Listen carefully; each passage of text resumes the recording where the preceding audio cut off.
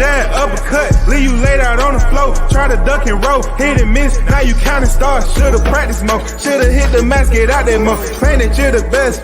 You gotta show me, son. Actions over words, baby boy. Is you real or what? Talking way too much, world come. Back sports, talking way too much, world come. Back sports, talking way too much, world come. Back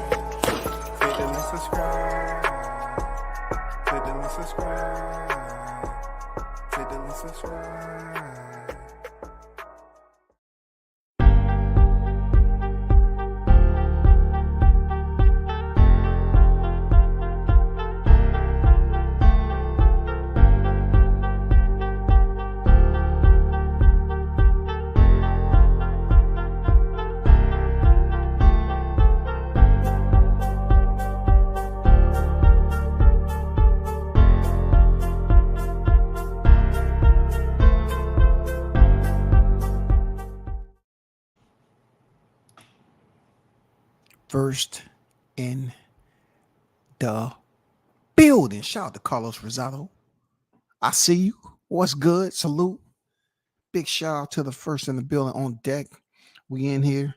I decided to do a late nighter. It's not going to be long, but it's going to be educational. All right. We just gonna, take care of some fun facts and maybe, enlighten some people on some educational tips. That's all. It's very, very beneficial. Big shout out to the supporters, of course. Hit the like button if you're in the building. Big salute to the ones who support the channel and donate. It's much appreciated. Try to make sure you get those notifications. And if you're not able to view it live, just share the content somewhere where you can look at it later or whatever. You know what I'm saying? That's all you got to do. It's teamwork. Make the dream work.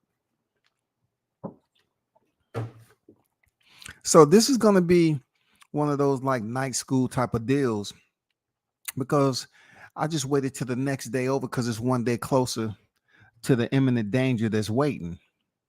This is quite different. This is really educational because every now and then I will go in detail about something and try to break it down in my own words. I will attempt to elucidate with people to provide them with clarification, because clarification isn't thinking what you want to think against something that is absolutely defined differently. You know what I'm saying? Just because you say that the definition is this way, but yet it's defined textually, contextually, it's defined differently. Doesn't make it a fact, doesn't make it right that you're saying it. And that's a lot that goes on the YTC. The people just saying stuff and they trying to get people to become manipulated and to believe in that. And I always say this all the time. You hear me say age appropriation. You believe people are adults. You think they understand, but no, it's a lot of people that want to be misled. Real talk. That's why it's so easy this day and time for people to be taken advantage of. You got cults, you got people that support for whatever reason. They just want to be loved. They want that dysfunctional love. They want to hear things, in this boxing community that they may have came in here as a casual and they heard enough casual information to the point where they never knew anything different because they just was locked on the casual information. You know what I'm saying? But I want to get something straight about the media workout first, just a little bit before I dive into something, right? So the media workout today, I want to address some showbiz the adult. It's not really anything bad. It's just a response, right? So as we looked at the workout, people can scrutinize it however they want. They can break it down in mental segments and give their points, of reference just for content. That's what we do. I'm not mad at that. That's what we do. You know what I'm saying? We break it down for content. Then it comes to whose content is really turning a blind eye to the reality for which we was looking at. That's when it becomes crazy. When people look at something and they see with their own eyes, but I call them see blind individuals. You know, I did have a blind boxing community up here, but that's just people that you may not know. It's just too many out here that really don't know that this even exists. But today we finally saw Errol Spence jump in there, and obviously there were glitches. There were areas in this workout where, first of all, it was good he was able to finally work out without a shirt to show his fans that he's in some type of shape. Okay, that doesn't mean he's gonna make weight, but at least he was able to come in there with no shirt on and let people know that he's in some type of shape. I don't know what his numbers looking like, but it was good to see him in there with no shirt to give the fight fans hope that he'll be on weight. Okay. Next is his workout compared to Crawford. Like I said earlier, he just missed out and refused to participate in a lot of areas for which Crawford did that I consider that was professional. People can get angry and upset all you want, but if media members who pretty much just sustain themselves behind the mic online, because you find you save money that way, I understand why you wouldn't see where I'm coming from with this. Because as media personnel or media segues or outlets that's in Vegas right now, they spend money to get to Vegas. When they spend money, they hope to get media content on both fighters, whoever it is. It can be a whole card of fighters, but this is the biggest fight, right? So we sit up here and we go in there hoping to get both fighters and give us as much footage as we possibly can. That means if we can get Crawford and Spence jump roping, we'll get them jump roping. If we can get them doing push-ups and pull-ups, we'll get them push-ups. Everything thrown on YouTube, everything matters. Every piece of content, boom, boom, boom, put that up there, put that up there, put that up there. Okay? So you have to think about some of the same media members that was on deck present for Crawford was also present today when Spence came through. And a lot of them believed that it was going to be the same thing, but they was mistaken. The reason why I think a lot of people was disappointed, and I'm not speaking for them, but a lot of people was disappointed today is because Crawford pretty much gave you the intensity of training like you about to go in there for an undisputed fight. Spence gave you the feeling that you was just showing up for another boxing workout in the gym. It was nothing special. Really no sense of urgency, no extra motivation or hunger. He was just in there going through the motions with his coach, man. You know what I'm saying? Going through the motions with his coach. But this is the deal that I want people to understand. He still has some time from time he left the gym all the way to next Friday to get within weight. He has nutritionists that he hired. Nutritionists are extremely important. And there were people attempting to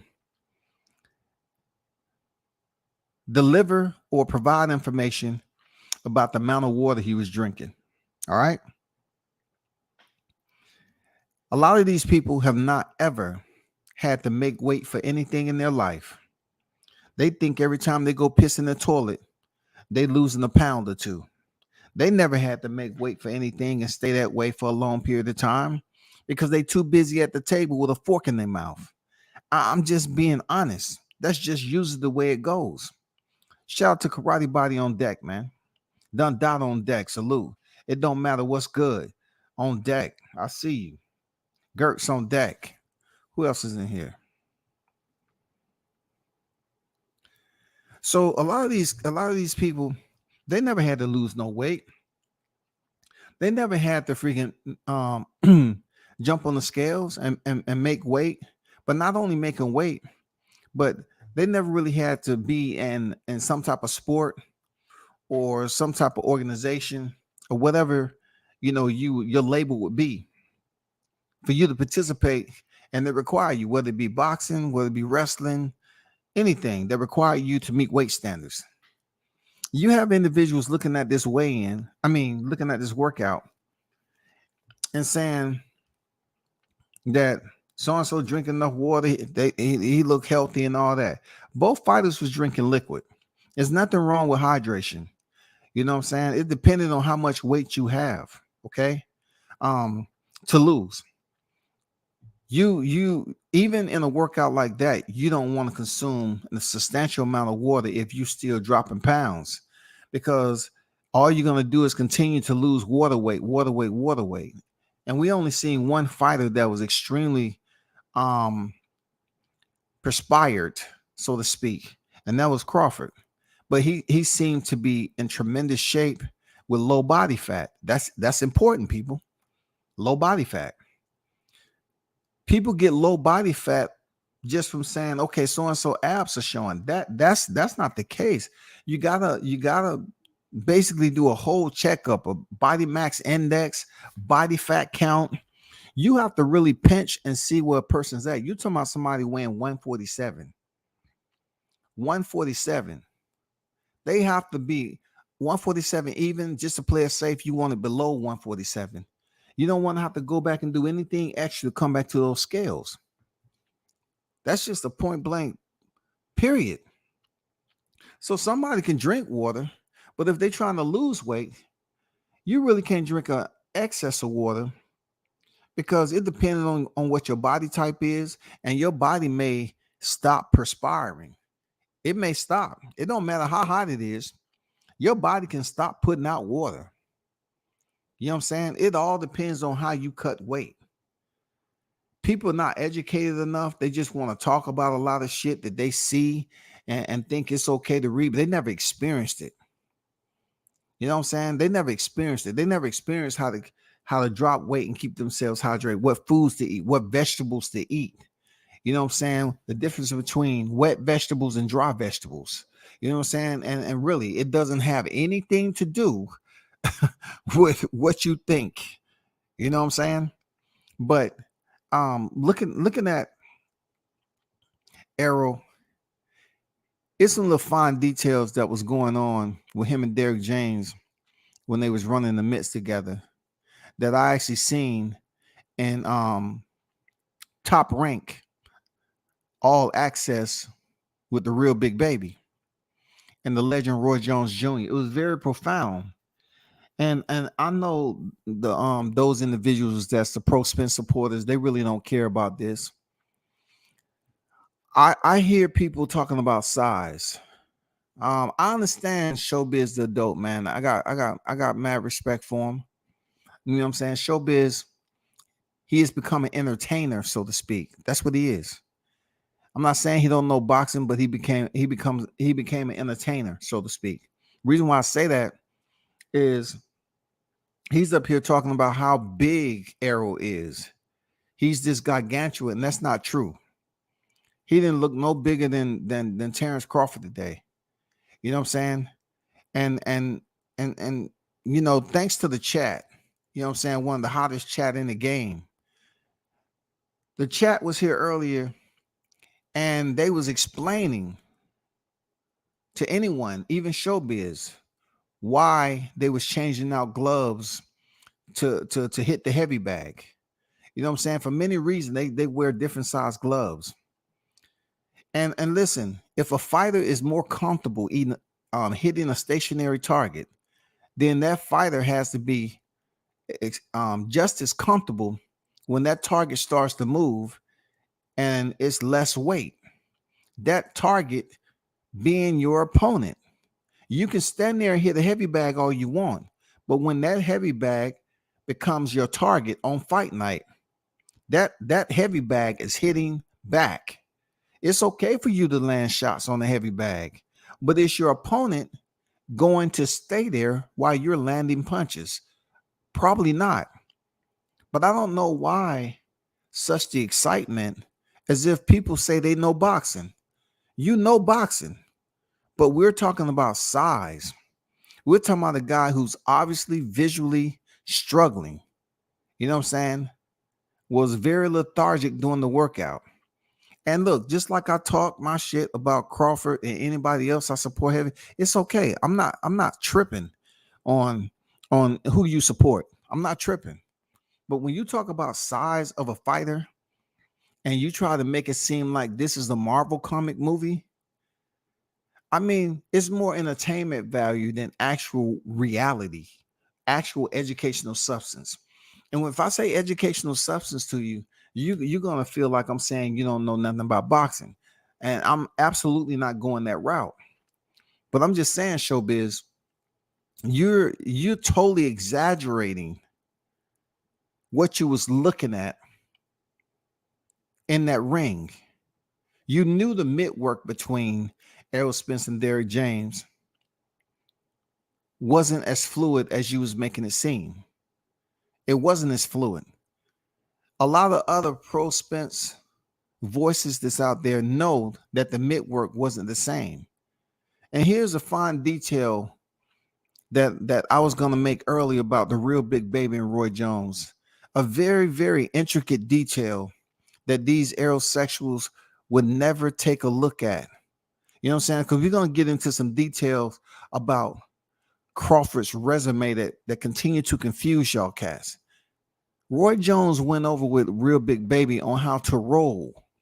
Once he throws the right, roll up under the left. You know what I'm saying? He throws his right and roll up under the left.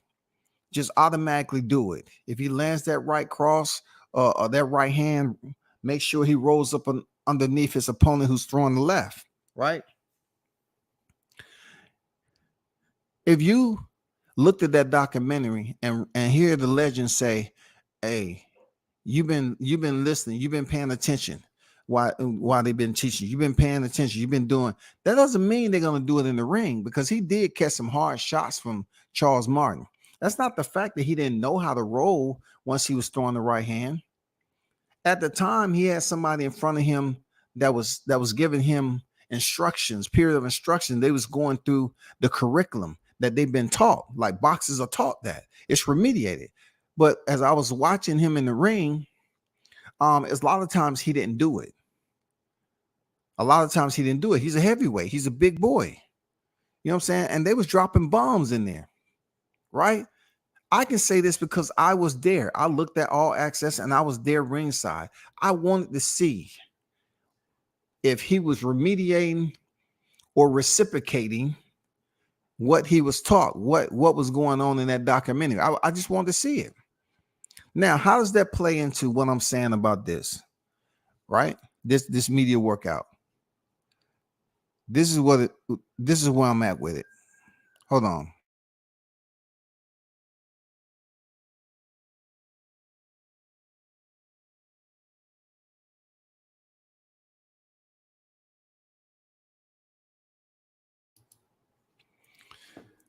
So, okay, this is where I'm at with it when it comes to Spence and Derrick James. Listen good.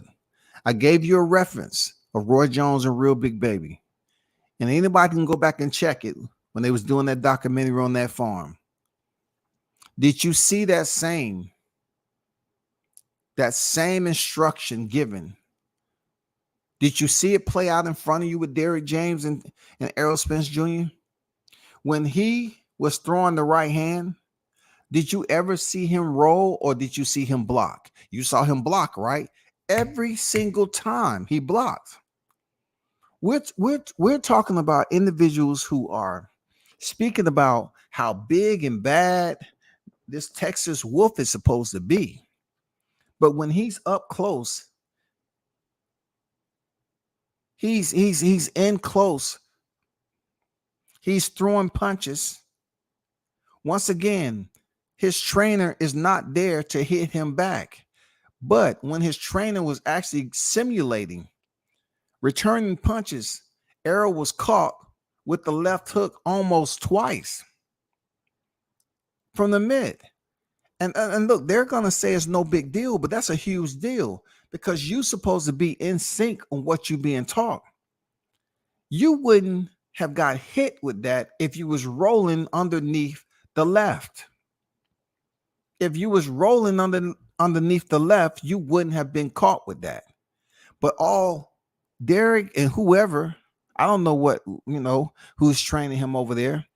You know what I'm saying? I'm pretty sure Derek is training him sometimes, but they just look out of sync. When Arrow was on the inside, as he always trying to get right, they're so braggadocious on this guy being up close and personal. It's a lot of fighters that fought up close and personal, and you had to know everybody couldn't beat James Toney.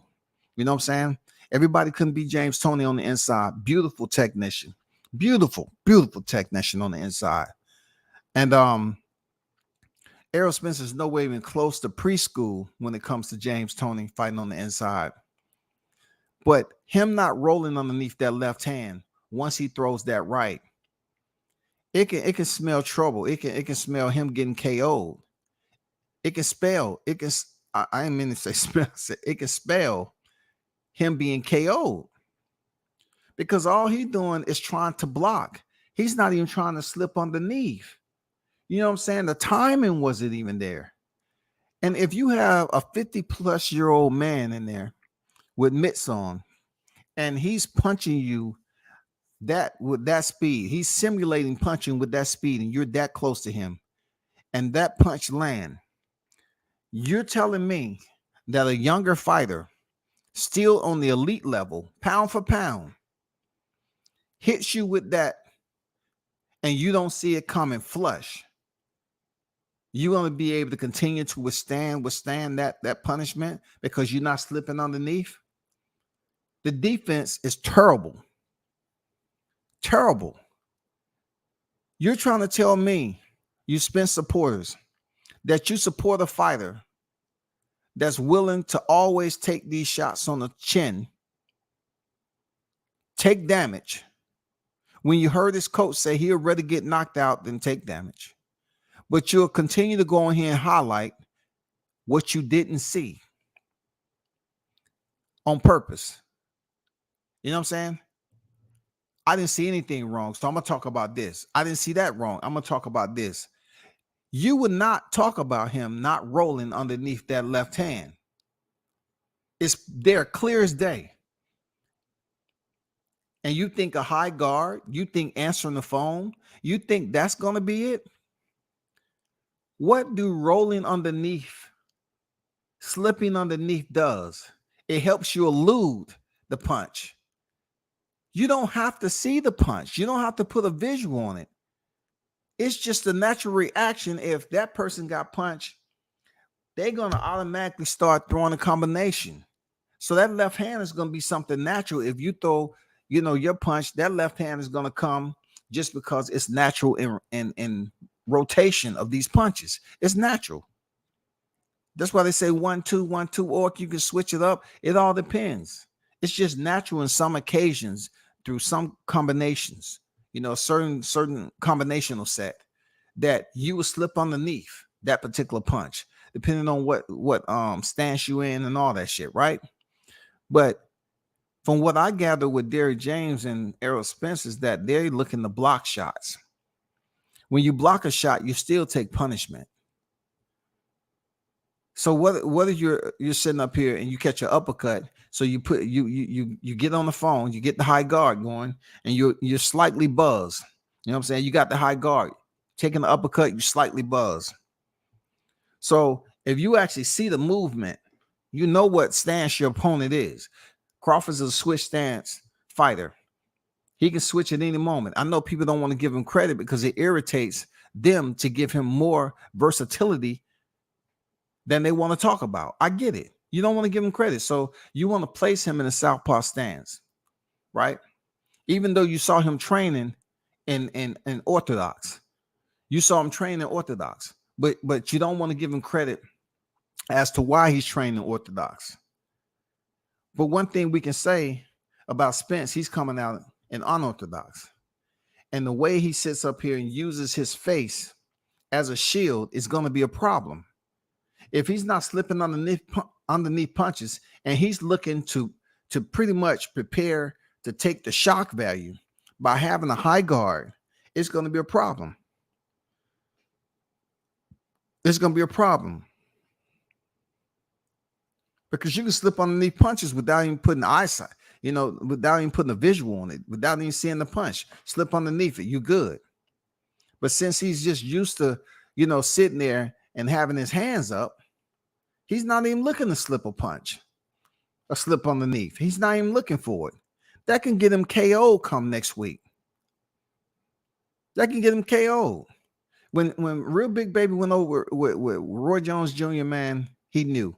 Boom, they went over, they simulated, he slipped underneath, they did it again, boom. And he said, okay, because Jared pretty much explained to him before they actually went through the first entire sequence. He explained it to him. He said, okay. And then they did it. They played it out in real time. Boom, boom, boom, half speed. He said, okay, you know what you're doing. You've been paying attention. Not so much with Derrick James and Errol Spence. That's all I'm saying. He's looking to block with his gloves. And that's just not a healthy way with 12 rounds, 3 minutes per round. I mean, that's just not a healthy way with a fighter that's in there that's elite. You know what I'm saying? Both of these guys are elite fighters. Both of them going to have to implement some type of defense. No ifs, ands, or buts about it. They're going to have to implement some type of defense. And if that's not the case, then someone's going to sleep. All right. Let me get something straight about conversations that I hear all the time in basically reducing the appraising value on Crawford's record.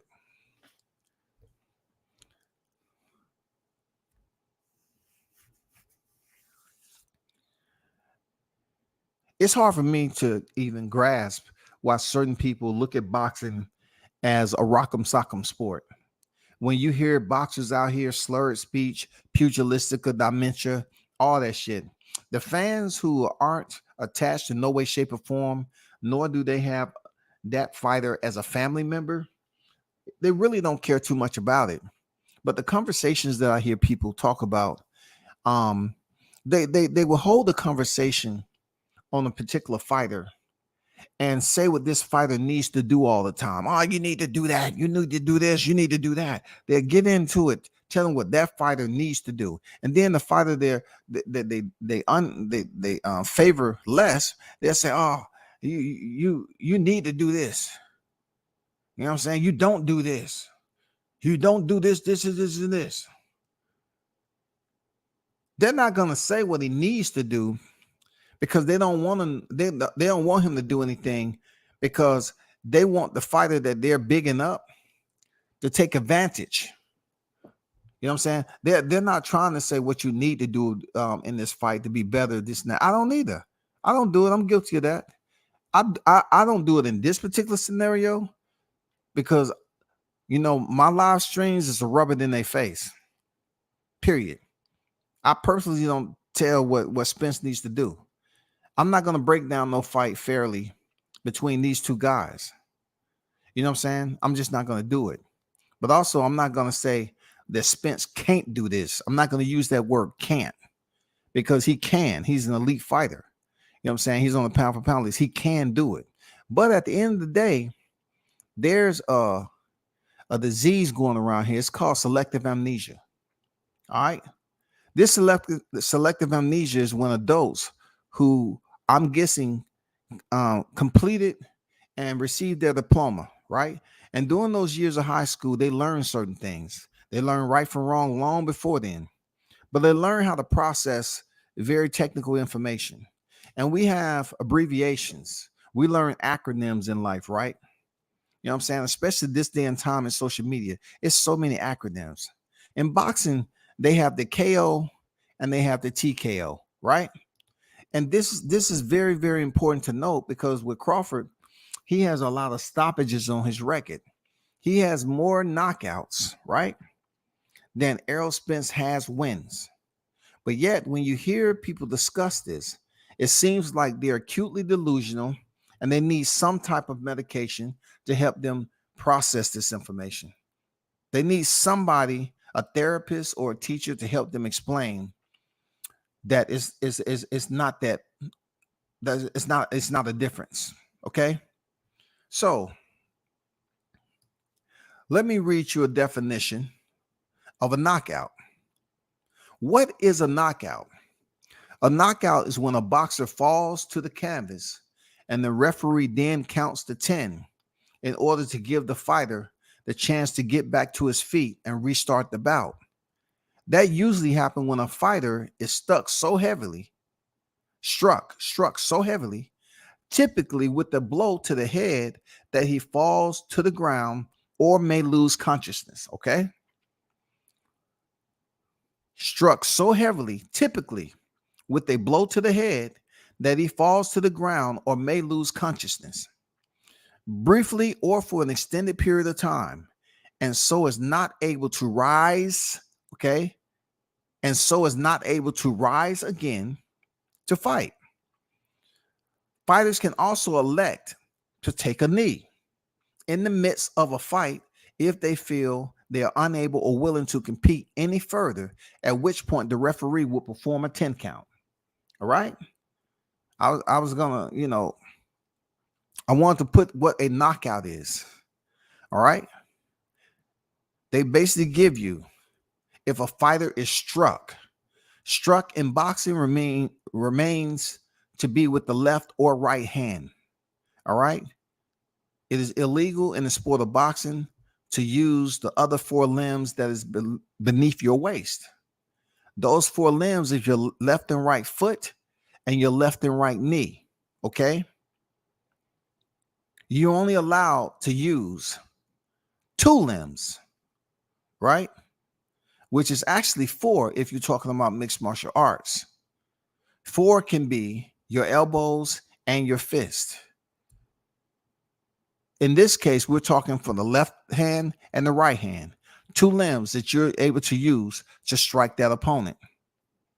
So when you're talking about knockouts, if somebody's knocked unconscious, all right, they lose consciousness. They can be semi-conscious enough to the point where they can't get up, and the referee deemed them unfit to carry on. They can't beat the count, but they're semi-conscious. They may not be totally 100% unconscious. There's a difference between the consciousness. Okay, you can still get knocked out and be semi-conscious, but you're incapable of getting up. Perfect example, Erickson Lubin. He was semi-consciousness. He was attempting to get up, but his body mechanics, his neurological system wasn't able to recover in a timely manner for him to stand up. Another example, Rolly Romero. Rolly Romero actually was able to recover from a hard left hand. He was actually able to stand up, but when he stood up, he was still semi-conscious. So much to the fact that the referee thought the fight would be unhealthy for him to go into another engagement or encounter with Tank. So he stopped the fight. But Rolly Romero was still semi-conscious. Okay, people? Semi-conscious. I hope you're really listening to this so we can get this straight tonight. Because if you're going to take your own value and put these cheap price tags on which knockout means this and which that, you all are sounding like you've only been a part of boxing for a couple of weeks or so. Some of you that talk about the KO versus the TKO, both of them can get you in a wheelchair. Both of them can cause you to be in a vegetated state, because the last time I checked, Pritchard Colon, he wasn't knocked out. Last time I checked. I'm trying to educate you all, but I know it's going to be difficult for you all to listen, some of you, because you're stuck in your ways about trying to devalue a resume based off TKOs. That is your strict ignorance and unwilling to educate and become more knowledgeable that both of them are the same. Both of these, TKO and KO, are the same. A fighter doesn't have to be flatline or stand there motionless to be considered a KO. They can still be semi-conscious and unable to get up, return back to their feet. But they can be conscious enough to know that they're hurt, they're knocked out, and be considered a knockout. Some of you are up here talking as if fighters are just going around here knocking people clean out. Everybody can't get the Hakeem Rothman and Lennox Lewis knockout. You know, the Mir Khans that was knocked out. When Manny Pacquiao was knocked out clean. You know what I'm saying? When Oscar Valdez had a brutal knockout of Miguel Berchelt. Brutal. I mean, you get a knockout like that, you think that person, oh my God, it was brutal. That changes lives because immediately after that, he fought Jeremiah Nakathilia and he lost again on his first fight back. You know what I'm saying? So you're looking at KOs versus TKOs. Let's get into the TKO perspective. All right. Let's get to the first part of the TKO perspective. A technical knockout. Technical knockout, sometimes abbreviated to TKO, is when a referee believes that a fighter can't remain in the fight safely and the fight is brought to a close. That's what the referee believes. That fighter can be hurt, return to his feet, on a knee, whatever the case may be. They can somehow make it up to the count. It all depends on how it's playing out. Some fighters make it back to their feet and they stumble this way and the referee waves it off, but it's still a knockout. Why? Because the fighter is semi-conscious. A conscious fighter should be able to raise up and be able to have vigilance on where the referee's direction's at and go over there to the referee, just like Tyson Fury did. When Tyson Fury rose up from Deontay Wilder's knockout, he was able to go directly to the referee. The referee told him to go to his left.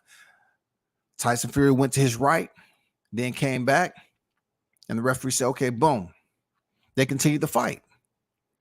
All right. So the fighter can still be semi-conscious, but not enough for him to have his equilibrium back and his balance to continue to fight on to an opponent that's full of health and waiting to pounce on you. The referee deemed you unfit. So who's to say that you have to see somebody flatline to validate a knockout? A technical knockout is a fighter that's already hurt, severely hurt enough that the referee deems them incapable of proceeding in that fight. And look, I'm just giving you a scenario of the TKO without the actual fighters. When you're talking about the fighters, putting the fighters in play, that's a whole different thing. You know what I'm saying? But this naive ignorance that floats around the YTC a lot, it's an infectious disease of stupidity. It is. It's absolutely stupidity, because the way people denounce a technical knockout, I don't think they really never been hit in their life and been buzzed to the point where they're stumbling around. If they was to feel that type of sensation, they'll say, oh, I'm not separating a knockout from a technical knockout anymore, because when I was still conscious, I didn't know where the fuck I was. I didn't know where the fuck I was. I was dazed. Oh my God, there's no way I can continue to fight. I was dazed. I couldn't defend myself if I had to. But they look at TKOs and like, oh, he ain't did nothing. You sound stupid. When I say you sound stupid, you sound like you're the dumbest person, you know, that's following boxing right now, because you haven't did enough research and watched fights that ended in TKOs to the point where you won't come up here when it's Bud Crawford's resume and say, oh, he had TKOs, he ain't doing nothing. Let me go to the next slide. It says that may occur if a fighter is unsteady on his feet after a traditional knockdown to the canvas, or if the fighter is unable to properly defend himself or herself. So let's look at the traditional knockdown. We know when it comes to the body, the exoskeleton, Physical anatomy. Everybody is wired different. Okay. Knockouts come from the wiring. The physical condition still it deals with the wiring. There's been people that come in muscle bound and all that. They say they don't have a chin. You know, people say, oh, they don't have a chin. Like Greg Hardy, for instance. Greg Hardy's this big behemoth, big dude that tried mixed martial arts, tried boxing, everything. He doesn't have the neurological system to compete in combat sports. You want to know why? Because he's so used to wearing that helmet and being in drills where his brain took that impact all the time. Bang, bang, bang with that helmet, that hard ass helmet, all the shock value that his body broke down quicker than most. And a lot of cats who play that football, who take that head on contact, that shit tears them up. So when they come over to a combat sport and that glove touches their jawline, they go out. Because there's plenty of times in football that they've been knocked out. So it's all about how your brain is wired. Neurologically, that is a knockout. It's plenty of exercise you can do for your neck. It's plenty of ways. If you got knocked out before, you can go back out there and fight a different. You can have a different offensive strategy and tighten up on some things to get by. We've seen fighters get knocked out and come back and win. They just got caught with a good shot. But also, there's some fighters they can't help getting knocked out all the time. Tito Trinidad, man, he always got dropped a lot.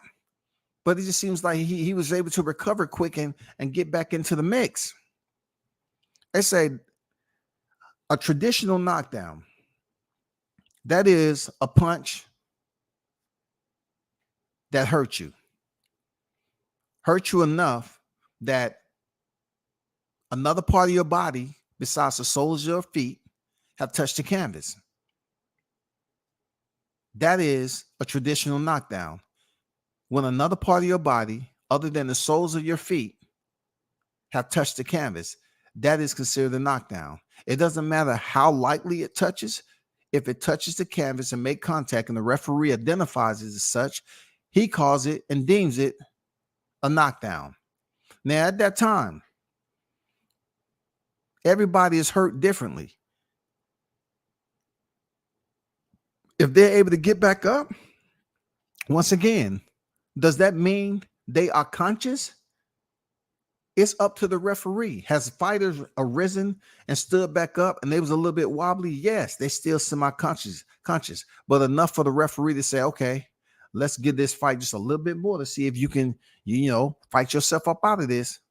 Or if you arise from a traditional knockdown, we don't know how bad the knockdown was. Everybody's bodies are different. So if he gets back up and beats the count and the referee say, okay, cool, boom, the opponent closes distance, get in there, boom, boom, boom, he's back down again. That has happened. That fighter's still semi-conscious. They're trying to get to a conscious state. It may take them a couple of rounds. It may take them to the end of this round. It may be at the end of the round. They go back to the corner, and that's all they needed. Perfect example, Devin Haney, Jorge Linares. He gets caught in the 10th round. He stumbles back to the corner. I wouldn't say stumbles. He's wobbly, a little wobbly, back to the corner, right? He's real bad. He's in a real bad place. It took him at least 2 rounds. You know what I'm saying? He was hurt in the 10th. It took him 2 rounds to recover now. It's only 12 rounds in a fight. But he was able to take 2 rounds and hold on to the final fight. To the final bell and get through that fight. But he was still hurt from that traditional knockdown. That traditional shot, which could have been considered a knockdown if he touched the canvas, but he was hurt. So a traditional knockdown in that particular case, what if Devin knee would have touched the ground, right? They ruled it a knockdown. He stood back up, got the count. Then he would have went to doing what he did after he was hurt, close to the bell, holding and everything like that. That would have signified that Devin Haney was still hurt, but he never was called for a knockdown. You know what I'm saying? Which in my case, it proves he had a pretty decent chin because he got caught pretty good. You know what I'm saying? So I look at that and how he wasn't able to touch the canvas. And then I look at his compeer, Tio, who's been on the canvas and who put him on the canvas. And you got to weigh, you got to weigh like who punches the harder, where they at in their career, who landed what shot on which fighter, on why did they go down. Because people will give you that glass chin without really providing any analytics to breaking down the fighters that put you in a predicament. Have they been able to do that with any other fighters? What punch did they catch you with? So when I look at this part 2 of a technical knockout, it said unsteady on his feet after a traditional knockdown to the canvas, or if the fighter is unable to properly defend themselves. So this is extremely important, because if you're unable to defend yourself, that means you're what? It's plain and simple. You are not conscious enough to defend yourself. So why would you have any type of conversation where you are debating with somebody else that Crawford TKOs doesn't add up to a KO? You sound asinine. You sound absolutely asinine. You cannot be going through life with this type of mentality and you have someone around you that's looking up to you to teach them something. You can't get on the YTC, you can't get on social media and be this close to a sport and say that a KO and a TKO is different. These are coming from people who say that they listen to boxing and they stay close to boxing. They're boxing fanatics, but they will attempt to separate a KO and somebody, look, a KO where somebody can be semi-conscious. A KO doesn't even mean that you just flatline and you ain't moving. It can be how your body dropped to the canvas. You're still moving around, but the referee comes over there and the fight is over. You get a KO. You think the fighter who's knocked out calls themselves out for a KO? No, the referee comes over damn near similar like a TKO. It's just with a TKO, you might have been able to make it to the soles of your feet with both planted on the canvas. And then when they did they check and see how conscious you were, they said, nope, they're waving it off. So how can you continue to validate and say a KO is different than a TKO when both of those states, one will have you unconscious or semi-conscious? A TKO can have you in a semi-conscious state where you're still able to function. It depends on the depth or volume or the recovery period it takes you and how you recover. Are you on one knee or are you standing up on the soles of your feet? You know what I'm saying? Are you stable or unstable? It's that simple.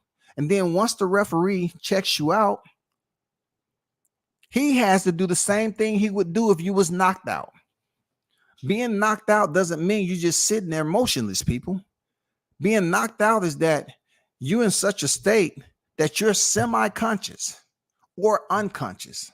Okay? If the referee sees you unconscious, the only thing that separates a semi-conscious and unconscious fighter when the referee is there is his assessment whether you can carry on or not. If you semi-conscious, the referee is going to have you raise up. The referee is going to wait while he's giving you the count to see if you can raise up one knee or to the soles of your feet to beat the count. If you're unconscious, they would just wave it off. They say, no, this person is too worse of a state for me to sit there and try to give them a count. They still going to do it. They're going to look for the timekeeper sometime. But most of the time, if you knock the fuck out, it's over. Like if you ain't moving, it is over.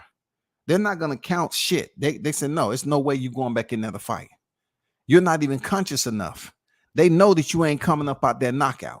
But if you moving around and he's on 4 and you come 2 and you make the count, all you got to do is be conscious enough for the referee to say, okay, you good? You good? Walk that way. Come back. All right, you good? Or no, you can't continue. It's still a knockout. It's still a knockout. You wasn't able to continue. Whether you're on the canvas, you can be on the canvas for a technical knockout too. Now,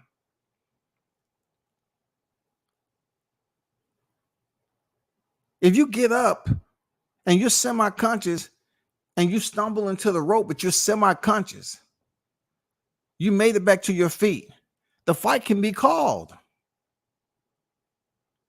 You're still unconscious though, man. You're still in some state of consciousness, semi-consciousness. You're not all the way conscious, but you're conscious enough to move. Your mechanical functions is enough for you to stand up. So what are we talking about when we're talking about, oh man, a fighter ain't bad as I want him to be?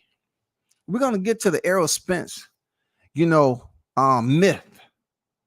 This myth that's going around there with supposedly people looking at too many freaking comic books growing up. A lot of you niggas staying in the house and then go out and play stickball or kickball or play some basketball. You was in the house, you know what I'm saying, doing nothing. And a lot of you all just think that when it comes to boxing, we're talking about Batman and Robin. We're talking about Marvel comics, Spider-Man. Y'all sitting up there acting like these boxers are going and doing some crazy shit. Do you know Muay Thai, kickboxing, MMA have way worse injuries, and these fighters are not tagged or labeled? These fighters are breaking shins just by checking a kick. Are you going over there determining what a freaking Marvel comic name is for them? Y'all are all up for a boxer that went up here and swelled up an eye. Do you want me to do a whole live stream on injuries, on the pictures that I got of injuries of mixed martial artists and how brutal it is? And y'all busy over here talking about, well, he's collecting bones and he's breaking ribs. Are you serious? Do you know a lot of fighters go to the hospital because they have to get checked out for their injuries? Do you know it's not a running health care here, that they have to get checked out on fight day so they can have the promotion take care of that shit? Do you know why they go to the hospital? If you get beat up that bad, why would you just go to the crib? No, you want to go and get checked out by the doctor so the promotion picks up the tab for that, because it happened while you was in the ring. Now, whatever happens after you recover and fight again, that's up to you, because that's just not the way healthcare works over here. But man, in mixed martial arts, the injuries are way worse than this shit. Way worse. You're talking about Ugas. You need to watch Robbie Lawler and Rory McDonald fight. They both lost years to their life. We're talking about 8 limbs of contact. You hear me? We're talking about 8 limbs of contact now. Let's go to part 3. Technical knockout part 3 is against their opponent. Okay. Let me go back to 2. That may occur if a fighter is unsteady on his feet after a traditional knockdown to the canvas, or if the fighter is unable to properly defend him or herself against their opponent. Rather than allowing a fighter to proceed to what may be an inevitable physical knockout, the referee will stop the fight in order to prevent any further physical trauma. One important word to underscore: trauma. Can we gauge the depth of trauma? No, we can't. We're not qualified to. Gauging the depth of trauma, yes, we can kind of determine a little bit of it based off the physical disabilities that goes along with someone being the recipient of trauma from a punch, kick, whatever the case may be. To follow up to that, they are given, or they are directed to go see a doctor, which that doctor will assess them. And then if they need further assistance, they will absolutely have the EMT or whoever take them to the hospital. Trauma is a very important word when it comes to knockout and technical knockout, because both of them receive trauma. A knockout may receive a little more trauma than a technical knockout. It depends on who it is. Or they can be the same. Seriously. Or they can be the same. or they can be the same. Everybody's anatomy is different. So when I hear this shit about Crawford's resume and he just has TKOs, I really don't think you all are really opening yourselves up to totally fully get a grasp on what the definition means. You're just coming up with this damn comic book theory that somebody's laid out on the canvas and they're not moving. But you refuse to understand that there's two definitions. This is per boxing. You know what I'm saying? This is further per the boxing guidelines and policy. That's what they deem to be a knockout and technical knockout. But per both acronyms, KO and a TKO is both considered to be lined up and defined as knockouts. How difficult is that for you to understand? Both of them are defined as KOs, knockouts, acronyms. Why would you want to take the value away from one when you can be just as hurt in a TKO than you would a KO? A KO, depending on what who the referee is, you might have been, okay, I got hurt. Look, Rolly looked real bad, but Rolly was able in that small window to turn around, get up, and stand to his feet.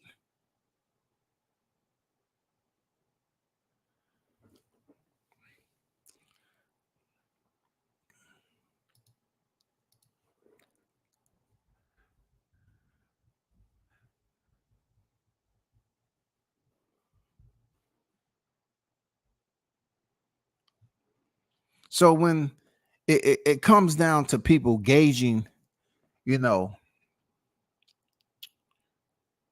like knockouts, they would tell you straight up and down that Gervonta Davis, when he landed that shot on Rolly Romero, it was brutal enough and it was a knockout. Yeah, it was a technical knockout. But Rolly was still hurt. When he got up, he was still stumbling around. He was hurt. He was semi-conscious. But there's no way that you're going to be able to tell people that that wasn't a knockout when it comes to Tank Davis. When it comes to Tank Davis, they're going to say, oh, man, he knocking motherfuckers out. He knocking motherfuckers out. That's what Tank doing. He knocking motherfuckers out. He is. But Tank has TKOs too now. Ricardo Nunez, he was beating that guy up so bad, Ricardo was on his feet, and Tank kept freaking goddamn landing those uppercuts. He couldn't fall down.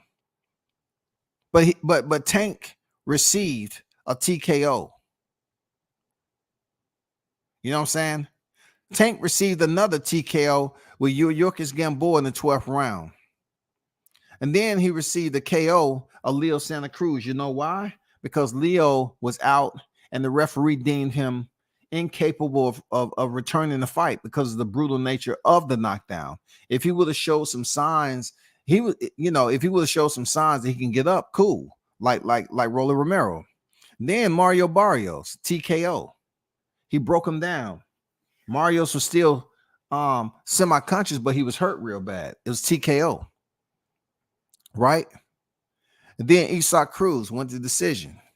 Rolando Romero hurt him bad. TKO. Why? Because he got up. He was still hurt. He was still hurt. Where is the meter? Is there a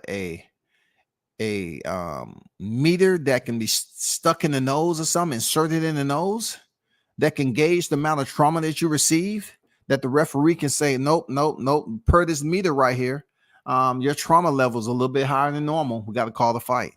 So TKO, Hector Luis Garcia.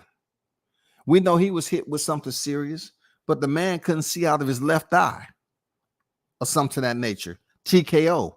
Does that reduce Tank being the delegator? Does that reduce him being the delegator to that knockout?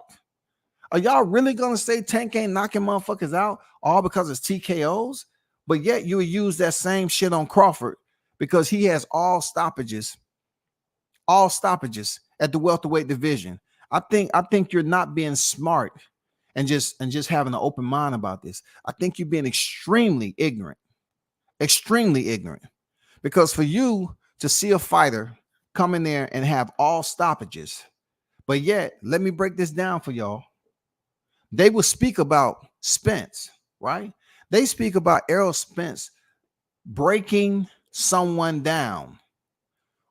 How does a technical knockout comes? By breaking someone down to the point where they're unable to continue. They may still be semi-conscious, but not enough that the referee deems them safe to continue with you in order to prevent them from taking unnecessary trauma. So you can brag about a fighter breaking a fighter down over a course of a round after round after round. So let's go back to the Kell Brook on the Rock'em Sock'em back and forth exchanges that was happening. Right? Everybody was bragging about that fight. Right? Everybody was bragging about that fight. But he got the stoppage, right? He got the Kell Brook stoppage. Why did he get the Kell Brook stoppage? Didn't he take a knee? Did he get up in time? You know what I'm saying? Did he get up in time? So they run with that KO.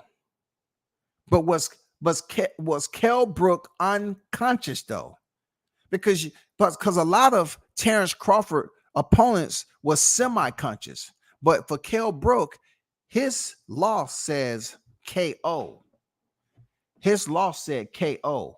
Was Kell Brook unconscious, or was it the act of him not getting up and continuing that caused it to be a KO? He was active. He was conscious. He was more conscious than a semi-conscious fighter. He was just at a point where he couldn't continue because his eye was hurting. So was he unconscious? Because I don't get what y'all want the fighter to just surrender. Okay, he got to make him surrender.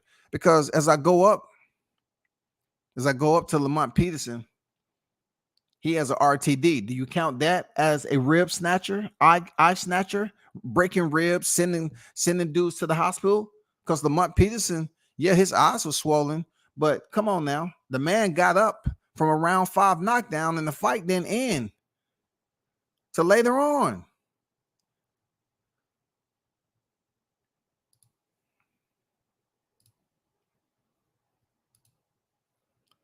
That's the crazy part about that, man. I don't know where these people get their mindset is when they come and start talking about boxing. You know, they have this mindset that they look at Kell Brook only in the light that, oh man, Kell knocked him down. He was conscious. His eye was just hurt. And then they sit up there and say, oh man, he's the eye collector. Dude. So a dude that's conscious, a boxer that's conscious, but he has an injury or he cannot continue. It's called a knockout, but he's fully conscious. You think that is more valuable somebody that's semi-conscious stumbling over the ring that the referee deems incapable of moving forward? Lamont Peterson, RTD, Barry Hunter called it in the 7th. He was knocked down in the 5th, but it took him to the 7th to get him up out of there. But he's taking ribs and eyes, right? Carlos Ocampo, pure KO, shouldn't even been in the ring with him. No one knows who he is. You know, he just was stopped and demolished by Tim Tszyu. You know what I'm saying? But that don't mean anything. You know why? Because he went to Mexico after that fight and lost to Errol Spence and won 12 straight. So what you going to say about Carlos Ocampo? He was never the same after. He won 12 straight. So make that make sense. Make that make sense. You're going to say, oh, that was Mexico. But he won 12. He 11 or 12 fights or something to that nature. He left and went over there and racked up, inflated his record and came back. Anyway, Mikey Garcia, UD. You know what they say about Mikey Garcia? Oh, it's corner. Now y'all going for language? Are you going for his state, his body language? Are you going with verbal language? Says corner saying, oh, we're going to stop the fight? Are you going with body language? Mikey Garcia fought on to the final bell. You can't take that and put that into a KO state. Are you stupid? You can't put that shit in the KO state.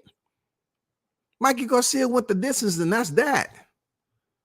All that other shit y'all talking don't make any sense. Danny Garcia, UD. UD. Who went UD with Spence?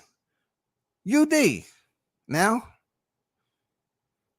come on, man. We talking about quality opposition. Now, 1, 2, 3, 4, 5, 6, 7. His last 7 opponents, which I did a live stream on, starting with Kell Brook. Come on, man. Kell Brook gets the KO, but he was fully conscious. And they're talking about, oh, he ain't knocking out. He ain't doing nothing. What are you talking about? What are you talking about? A technical knockout and getting a KO with Kell Brook is similar. Kell Brook basically indicated to the referee he couldn't continue. What a TKO does is pretty much indicate to the referee you're incapable of continuing based off your body language. Both of them are somewhat similar in nature. A technical knockout, you may be on your feet, unable to freaking continue. With Kell Brook, he was on a knee. He couldn't get to both his feet. So it was a knockout. A technical knockout, you can still be semi-conscious on your feet, and the referee deemed you unsafe to continue to prevent you from receiving any more trauma. What more information do you want me to say? Kell Brook, Lamont Peterson, RTD, Carlos Ocampo, KO, first round, don't count. Mikey Garcia went to decision. You look, you have 3 decisions now, and you have these people over here talking as if Terrence Crawford ain't did nothing, he can't hurt nobody. And I'm gonna answer another question that y'all casual boxing fans, just overlook. This dude had 3 decisions, recent decisions, out of his last 7 opponents. UD split decision Porter, UD Danny Garcia. Come on, man. That's plain and simple. 3 decisions, but they're sitting up here looking at the marks on a fighter's face and saying and making up all this medical stuff. He's sending them to the hospital. Their career was never the same. How are you saying that? How can you deem him? How can you say Spence was the one who did it? How? You can't say it. He didn't end Sean Porter's career. He didn't send him over there. Sean Porter, he said he had some stuff going on with his pops. That don't have nothing to do with Spence. That has nothing to do with Spence. What about Kell Brook? Kell Brook had freaking 3 other fights before he dropped back down. He said he was done, but he had 1 other fight after Crawford. How you up here lying and talking about he was done? It's stupid. Danny Garcia freaking had a fight after freaking Errol Spence at a higher division. And they say, oh, their careers was never the same. I love it when they say that, people. I love it when they say that. You know why? Because this is when it comes down to Crawford. This is where Crawford get no love. I just broke down the technical knockout portion of it, vice the KO. And I'm really not going in extreme detail. It's pretty late.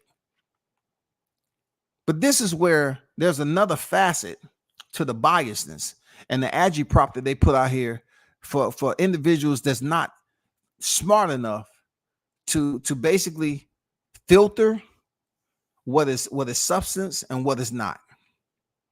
They can be brainwashed and manipulated because they haven't been around boxing long enough to know how to separate terminology. They may get on here and think that views put somebody at a high status quo as far as when it comes to them telling the truth or a lie. Some people are not that smart when it comes to this boxing game. Let's talk about something else, right? I talked about the KO. They brag about how Spence break down fighters and send them to the hospital when fighters are supposed to go to the hospital. If you receive some type of damage, you need stitches. That's everybody. That's everybody. Even Spence, if he got a cut from fighting a Danny Garcia, he went to the hospital. Because you don't want the medical bills to come out your motherfucking pocket, do you? So let me erase another lie. They will brag about this man. I'm talking about his last 7 opponents where he sent these guys to the hospital, supposedly Ugas. They're banking off a Cuban fighter with multiple losses. He sent them to the hospital. And they say that Crawford can't take the damage what is Crawford going to do when he take the damage? And they refuse to go back to when they was doing simple mathematics, when they only had to do 2 + 1 equals what? The equation supposed to be 3. 2 + 1 = 3. Oh, okay, cool. Let's take it up. 2 + 2 = what? 4. Oh, great. You get the picture, right? But when you're talking about processing, doing troubleshooting on this particular social media, when it comes to boxing, it becomes a little weird because they glorify him breaking down a fighter, right? And they will sit up here and lie and say the fighter was never the same when the fighter has had other fights after that. But check this out. When it comes to Terrence Crawford cannot get the same accountability for when he fought fighters that was undefeated and was never the same. I heard a person over there, and I always mention names. I tell these dudes, I listen to their panels, but they just mad because I do listen to it and talk about it. I heard a person over Knockouts freaking panel when somebody mentioned, because they had Errol Spence and Bud. They had a mixture, right? So this guy mentioned that Gamboa was a washed up fighter. See, that's the mentality that I'm talking about. When you have people to just impulsively say that when Crawford fight Gamboa, he was washed up. Don't he get the same recognition and stamp of approval that when he fought these undefeated fighters, they was never the same after they fought Crawford? And you can't, just because you at your point now where you want to talk about the new fighters and you don't respect these fighters, you got to respect them. Because they'll look at Ricky Burns and they'll say, oh, he had 2 losses, but you don't look at his accolades.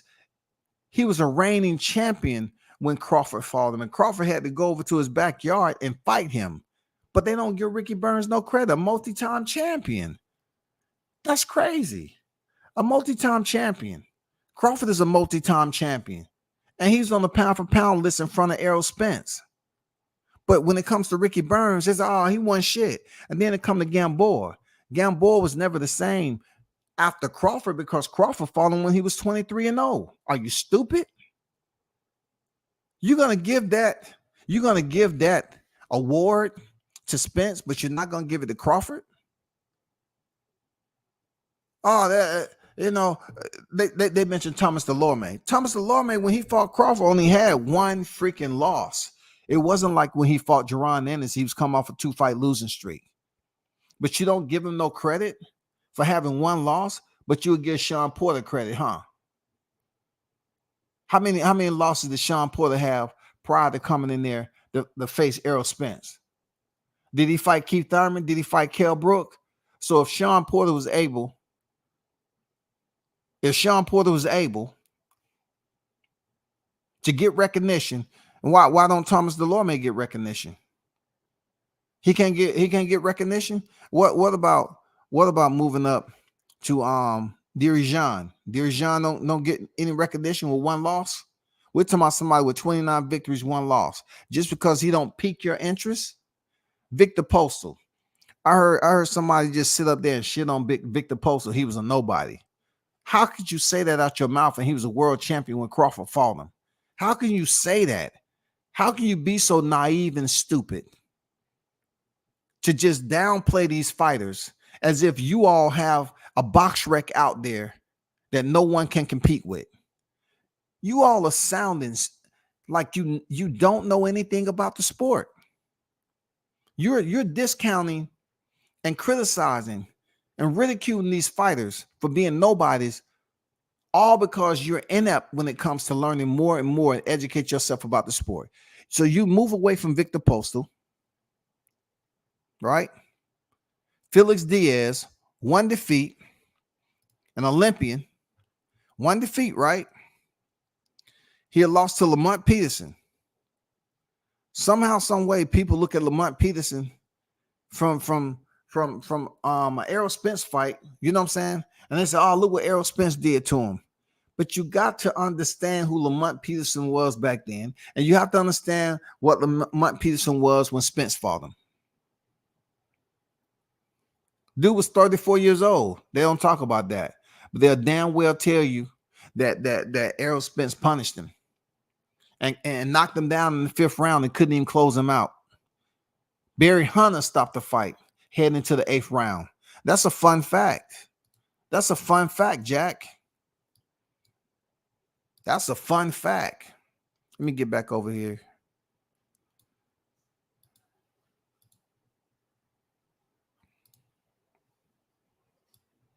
That's a fun fact. Let me get to this chat. Let me see. I got y'all. Spence has brought over guys that aren't boxing fans. They know about how he's come back from accidents, tattoos, and who is associated with. So they talk about him from a fandom perspective. Good point. Good point. Spence is not ready. He needs a tune-up. I don't know about that, Larry Lopez. I don't know if he needs a tune-up. You know, that's hey, Larry Lopez, give him the benefit of the doubt. He said he's been out longer and all that. You know what I'm saying? That's gonna be the next that's gonna be the next excuse they use. You know what I'm saying? They already, talking about this man's putting people in the hospital. Look, there's some people over there that, when I hear this shit on these different panels, there's some people over there making you shake your head like they really acting like this dude walking around here with grenades in his hands or something. This dude ain't never been a 1-quarter hitter, but they walking around here like, how can Crawford, how will he be able to handle that punishment? How? He ain't did nothing. He ain't hurt nobody. What? That dude will fuck all you dudes up one-on-one in the same day. If it was just, okay, we ain't just talking about boxing. We talking about you defend yourself. You're talking about somebody who wrestled, somebody who knows how to secure his opponent, position before submission. You know what I'm saying? He knows how to box on a high level. And these people just talk about him, talking about, what did he do? Oh, he got all stops. He ain't did nothing. Just the mere fact of somebody saying that they're willing to erase this man's technical knockouts because they don't want to give him credit for it being a TKO. Now, this is where it comes into another play with these biased people. They'll sit up here. If he had KOs, who was it? Well, truth be told, who was it? Who was it? Say who he was. Well, you know what I'm saying? Julius Ndongo. Oh, Julius Ndongo won shit. But Julius Ndongo was 22-0 when Crawford fought him. You can't give him the same stamp that say Julius Ndongo wasn't the same after he fought Crawford. You can't give Gamboa, he wasn't the same after he fought Crawford. Huh? Victor Postal. They say all Victor Postal do is lose. You know what I'm saying? That's what they say. All Victor Postal do is lose after Crawford. You know what I'm saying? But they don't give Crawford the one who defeated him once, when he was undefeated. But they'll sit up here and brag about Spence fighting fighters that was already had losses, that already knew how to give it up. And they'll say they wasn't the same after Spence fought him, all because they went over there and fought Terrence Crawford. The only two opponents, Kell Brook and Sean Porter, these niggas get over here and talk about they wasn't the same when they finished when Errol Spence fought them. Now, we're talking about grown-ass adults, people. We're talking about possibly adults that may have kids. And they're teaching their kids never act like me. They're teaching them, don't do this, don't lie, don't sit up here and be a freaking individual who's a swindler, you know what I'm saying, an unscrupulous malefactor, you know what I'm saying? Don't be none of that. Don't be a blackguard. Just be a very trustworthy individual. But yet they going over here just lying. And then it's crazy when a nigga have a female on the panel, and the dudes be acting like they gotta cater to the female. Like, what are y'all doing, man? If she don't know what the fuck she's talking about, tell her she don't know what the fuck she's talking about. Why, when a girl get on a panel that's talking boxing with men and boxing topics is aggressive, why are people up here saying, yes, ma'am, nigga, I ain't what? Everybody's goddamn trying to let her get away with everything. I don't know who you are. Real talk. I'm just gonna call it as it is. I don't know who you are, Jay. I mean, I respect your forthcoming, how aggressive you are as a boxing voice, you know what I'm saying? But I'm gonna be honest with you. Your depth of boxing knowledge is like an empty sandwich bag. I'm just gonna be honest with you. The things you say about these fighters, especially Crawford, you've heard other people say it. And then you've gathered up enough confidence to say it on a panel for the guys, and they're not correcting you. Well, it has been some, I ain't gonna lie, it has been a couple, but never to the point where they able to strictly correct you so you can say, okay, I was wrong. No, somebody usually chimes in. They come to your aid, your protection. But that shit you said, that Crawford, you was up here just devaluing his TKOs like it didn't mean nothing. Every time these same names breach your thought process, Gamboa, oh, he wasn't doing nothing. Victor Post, oh, he didn't do nothing. Kell Brook, oh, he was washed up. That's bullshit. Kell Brook fought Amir Khan after Crawford. Kell Brook passed medicals. Have you ever been to a fight? I mean, just be saying shit that don't make any sense, man. How is Bud Crawford going to handle Errol Spence? He's putting guys in the hospital, but yet you can't find a dude that was in the hospital outside of Udinas Ugas. Which person was in the hospital? I'm talking about really in the hospital. You're talking about he's breaking ribs. Come on, bro. Whose? That shit's hilarious, man. That shit's absolutely hilarious. I'm not gonna lie. That shit's hilarious. Shout out to Detroit D-Town. Salute to you. Haynes Legacy in the building. What's good? Yeah, man. Hey, Spence looked back today. Slow for Bud. Dude, he is trying to block punches instead of rolling underneath that counter shot. That counter shot landed for Derrick James when he really wasn't even putting any punches together. He's just going through the routine. And Spence supposed to see that shit, but he didn't. He probably felt some type of way that Derrick popped him in the side on the right side of his head. But hey, what do we know when it comes to defense? Because all they thinking about is this man going to be a forward wrecking machine. Like he doesn't have a chin, he doesn't have a jawbone. He's not susceptible to punches. This you're talking about a man who has all TKOs, with TKOs pretty much consist of the same action that you all are bragging about, which Errol Spence does to one or two opponents. One or two opponents. He has delegated enough punishment to them to bruise them up to get the fight stopped. So how are they different? How are they different?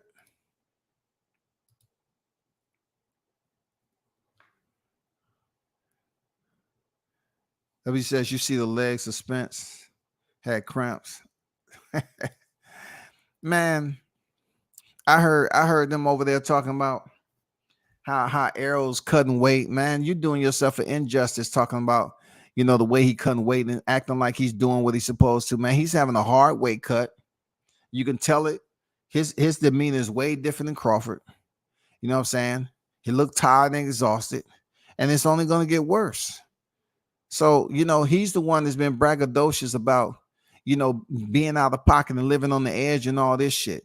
But one thing you can say, when you start to cut weight and you have to get this paycheck, you might understand that the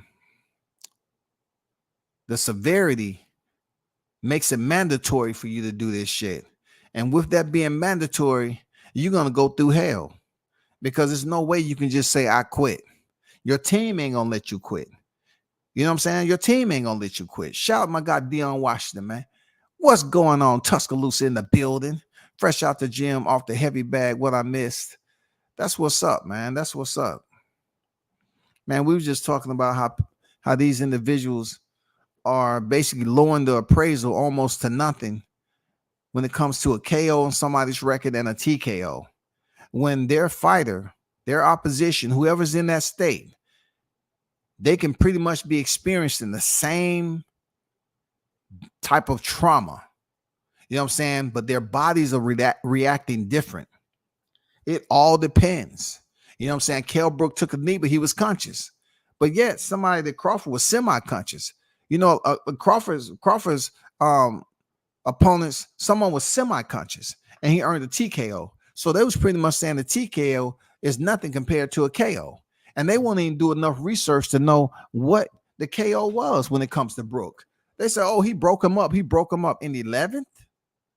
The man had to take a knee. And they're bragging about the shit all because he took a knee. He couldn't continue. But they say he sent him to the hospital. When he came to the fight, 8 months and 17 days off Gennady Golovkin beaten. But they talking about how is Terrence Crawford gonna handle? How is he gonna handle? They didn't start talking about this knockout shit. See, this is the hypocrisy with the aerosexuals. They didn't really start opening their mouth until the last couple of weeks because they was unsure what type of shape he in. That's how the groundhogs do it. They was busy peeping their little snout from the burrows. You know what I'm saying? They was in goddamn forced hibernation. You know what I'm saying? Let me get up on this dirt right here and hide my body. I'm embarrassed. I'm just going to try to come up with more content to talk shit about Bud until we find out what's going on with Spence. If you don't like the content, leave. If you do enjoy the hot grease, smash the like button. It's not hard support. No doubt. Support the channel. I appreciate you. Yes, sir. Yes, sir. Appreciate that, Haynes. Man. Seawood on deck. Got to have scanning done after a tough fight. Yeah, you got to have that checkup. They don't even know that. They don't even know the insurance side of it. They don't know the policies that you have to go to the hospital if you got some shit wrong with you. They acting like going to the hospital because a fighter put them in the hospital. You can feel just fine. In order for you to get that shit taken care of and have it documented and have that hospital bill go to somebody else other than yourself, you got to get checked out. You got to get checked out. Come on, man. Y'all can't be that stupid, man. You know what I'm saying? You can't be that stupid. What's going on, IB who I beat? What's going on, player?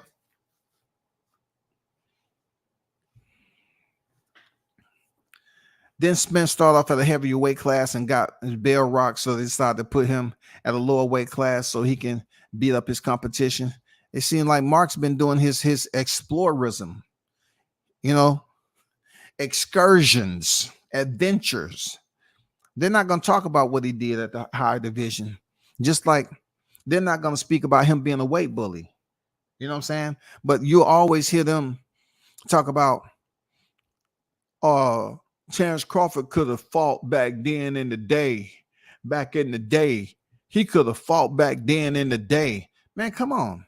Errol Spence didn't even drop below 147.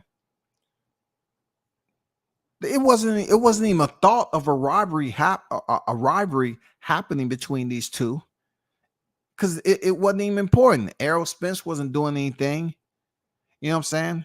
Come on, Terrence Crawford was busy at a lower weight class, not just kicking cans. He was kicking ass. So he was picking up belts. But all of a sudden, you talk about a guy who has 28 victories and he's been inactive for 15 months. 15 months? Or whatever. 15 months, shawty. Jesus Christ. Them aerosexuals gonna come out. Oh man, you call him an inactive. We didn't catch him shit. Both of them fighters say what? Oh, it happens at the right time. This fight happens at the right time. You know what I'm saying? This fight happened at the right time. This fight happened at the right time. Both of them saying that shit, man.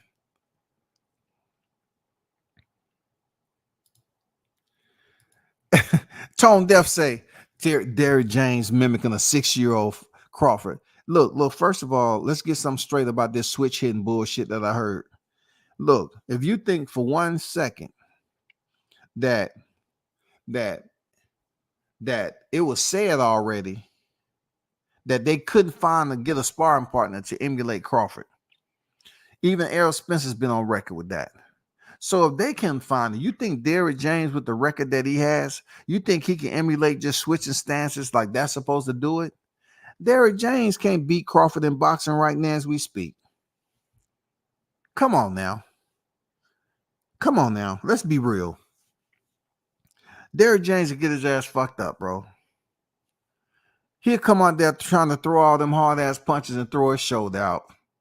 You know what I'm saying, Blunts? We'll have to get some duct tape because it's goddamn, he'll hyperextend his elbow. We have to put his elbow back in place too, man.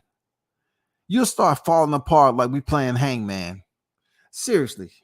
You know, you're sitting up there going through all these fast rhythmic drills without even making sure your pupil can stay on task, and you pop him in the side of his head. That's not cool, bro. That's not cool at all. But come July 29th, man, they'll know what it is. You know what I'm saying? Like I said earlier, with the showbiz situation. And I don't have no issue with showbiz, like I said. But the way he was up here talking about how big freaking Errol Spence looked, man, when did boxing become this size factor? Come on, showbiz. You've been in the game a long time, man. We can just look at Gilberto Ramirez Zurdo, bro, and we can see how Dimitri Bivol beat that ass, man.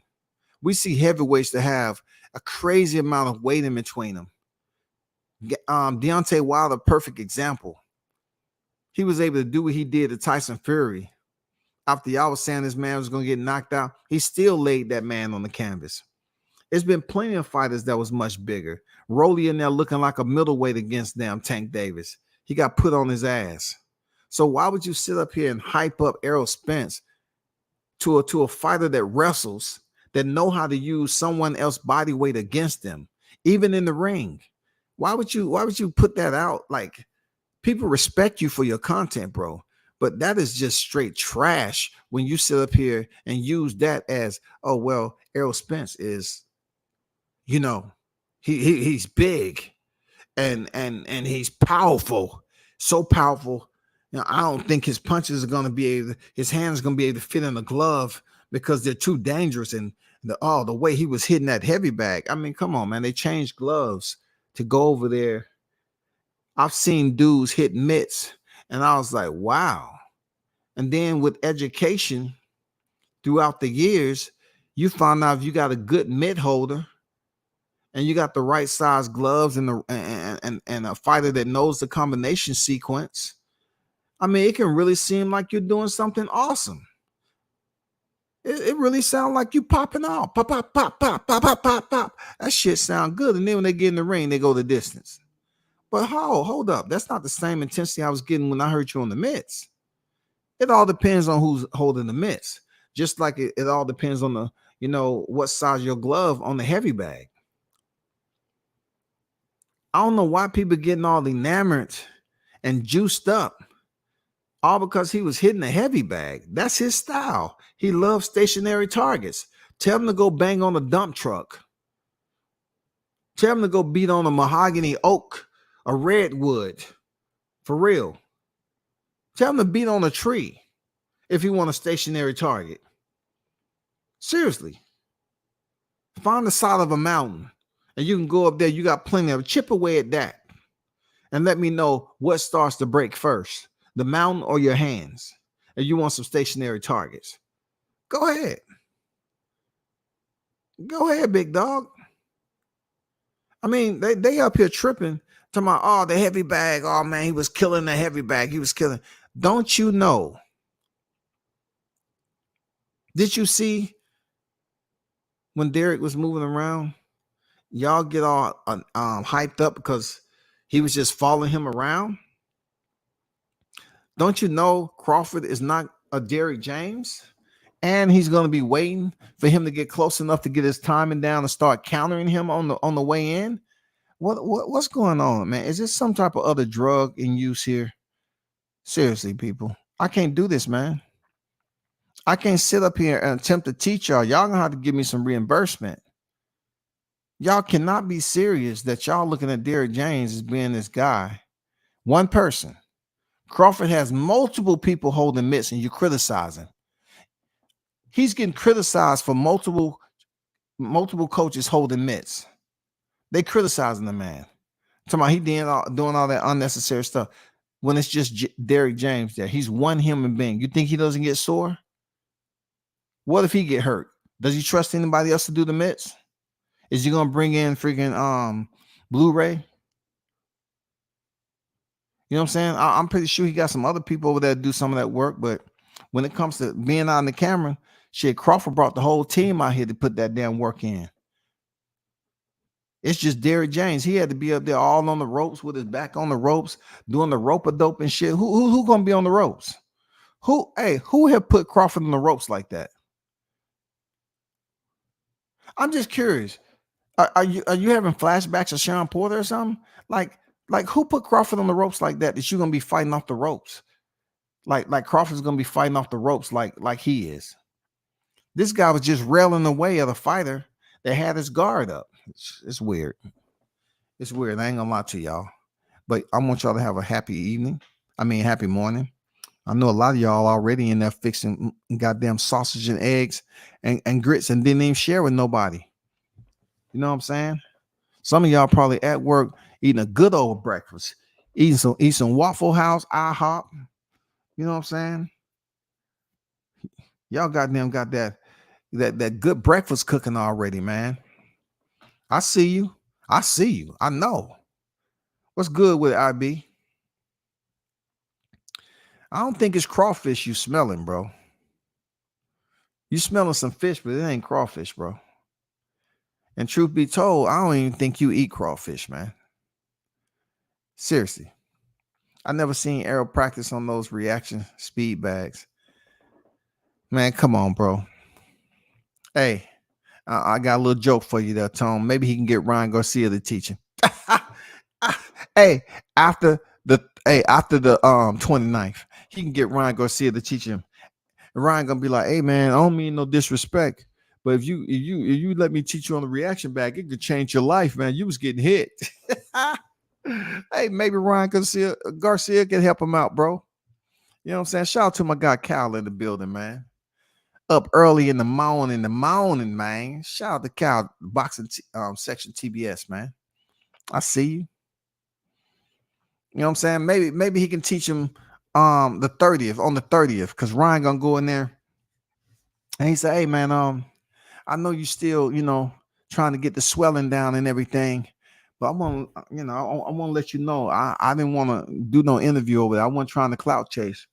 But I want to teach you about this reaction bag, man, because some of the shit that was going on that I was seeing, even I can get out of the way of those punches. And it just seems like you're not used to that. You know what I'm saying? So let me teach you. I do plenty of videos. I got plenty of film. We don't watch film. Well, I'm asking you to watch my film, okay? I got plenty of videos out there on social media. I think you're right, Tone. I think he needs to get on that so he can be. Anyway, no. I don't think he should. No, I'm not even gonna lie to you. I don't think he should. That's too much work for him, dog. That's too much work. I believe so. Depends on how mom's doing, man. Crawford brought a white girl, a 35-year-old prospect, a motor and a bison to the media workout. And what that mean, though? What that mean? He was getting that sweat. You know what I'm saying? She was wiping the sweat off his brow. You know what I'm saying? Because he was in there putting in that work. You know what I'm saying? She was doing what she was supposed to do. I don't know who she is. You know what I'm saying? I don't know who the bison is.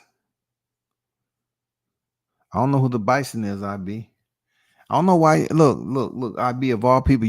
I consider you to be somewhat semi player in your years. Where you at right now?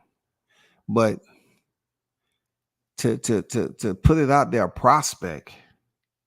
Who's a prospect? For real, who's a prospect, man? Because we can say Frank Martin's a prospect. He the one that said he had to figure it out. We can say Frank Martin's a prospect, but I ain't gonna disrespect him like that because I like the guy. I like his mentality, man. You know what I'm saying? He had to figure it out. He got it done. Cool. And then you talking about a motor mouth. Why don't you just tell Bernie that? Why y'all come over here like I'm gonna tell him something? If you think Bernie talk a lot, why nobody did anything about it, man? He used to be a boxer. When you see him in person, tell him. Tell him. You know what I'm saying? Tell him. Steve Nelson is not a prospect, bro. Steve Nelson isn't a prospect. That's just disrespectful, man. Steve Nelson will beat a lot of cats that's at 168 right now, man. I'm telling you, Steve Nelson. I don't know if you ever seen that brother fight, but he can fight, dog. I don't know if y'all ever really paid attention, but he ain't no chump. He ain't close to it, bro. I think y'all just go off unfamiliarity. Y'all just say a nigga can't do shit. That's what I think y'all go off of, man. But man, y'all been great, man. Appreciate kicking it with me in the morning time. You know what I'm saying? I'm about to jump off here so I can jump back on a little later. Hey, continue to support as always. Like, share, and sub. Donate if you feel free to. And just continue to jump on here and check out the content. I'm about to lay this shit all the way motherfucking down, shawty. Bud Crawford is 6. I'm out.